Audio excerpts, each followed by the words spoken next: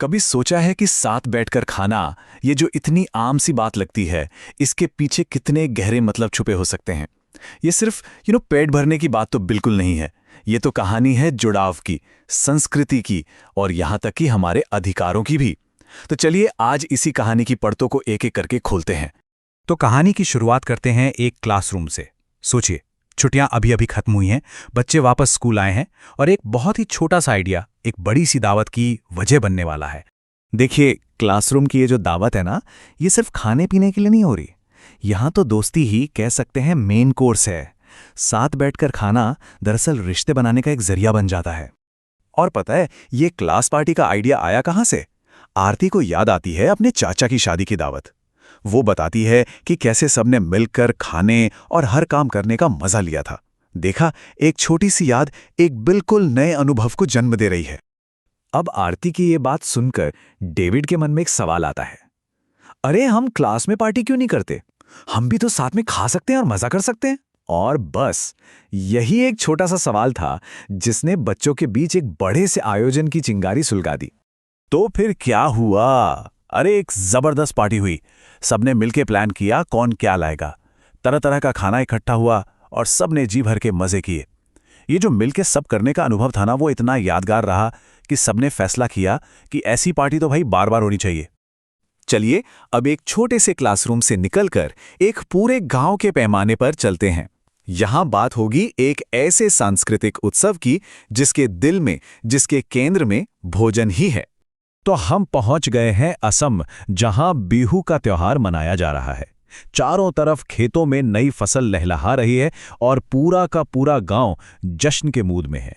ये जो दिख रहा है ना, ये है भेला घर, उस सामूहिक जश्न का सेंटर पॉइंट, जहां पूरा गांव एक साथ मिलकर खाना खाएगा। इस त्योहार का जो पहला दिन होता है उसे कहते हैं उरुका। अब इस दिन की सबसे बड़ी खासियत क्या है? वो है सामुदायिक दावत, जिसमें हर कोई अपना योगदान देता है। मतलब कोई पैसे से मदद करता है तो कोई काम में हाथ बटाता है। सच में ये सहयोग की एक बहुत खूबसूरत मिसाल है। और पता है, बात सिर्फ मिलकर खाने की नहीं है, मिलकर बनाने की भी है।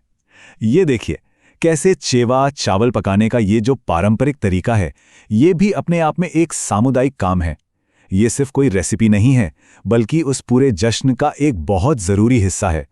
और माहौल की तो क्या ही बात है। सोचिए, ढोल बज रहे हैं, लोग नाच गा रहे हैं और मेजी यानी कि अलाव के चारों ओर इकट्ठा हो रहे हैं। यहाँ पर खाना, संगीत और परंपरा सब कुछ एक दूसरे में ऐसा घुल मिल गया है। तो अब हम कहानी को एक और भी बड़े लेवल पे ले जाते हैं। यहाँ साथ मिलकर खाना अब सिर्फ कोई पसंद या परंपरा नहीं है, बल्कि ये एक बुनियादी जरूरत है और हर बच्चे का अधिकार है।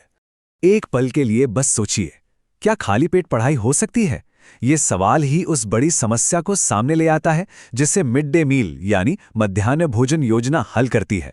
जब बच्चे सुबह बिना कुछ खाए पिए स्कूल आते हैं तो उनका ध्यान भला पढ़ाई में लगेगा कैसे? अब जरा मिड डे मील की दिनचर्या को देखते हैं। ये सिर्फ पेट भरने का प्रोग्राम नहीं है। अरे, ये तो समुदाय, समानता और सामाजिक मेल जोल का एक जीता जागता सबक है।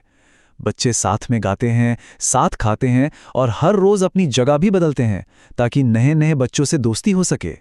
लेकिन ये जो प्रोग्राम है ना, ये सिर्फ एक अच्छी सरकारी नीति नहीं है। नहीं, इसके पीछे एक बहुत बड़ा कानूनी आधार है। असल में कई साल पहले देश की सबसे बड़ी अदालत ने इस मामले में एक बहुत ही जरूरी फैसला सुनाया था। और फैसला ये था कि प्राइमरी स्कूल के सभी बच्चों को गर्म पका हुआ खाना मिलना ही चाहिए। ये हर बच्चे का अधिकार है। इसी एक फैसले ने सब कुछ बदल दिया। अब खाना कोई मेहरबानी नहीं, बल्कि हर बच्चे का हक बन गया, जो उसकी शिक्षा के लिए जरूरी है। तो हमने 3 अलग अलग कहानियां देखी, है ना?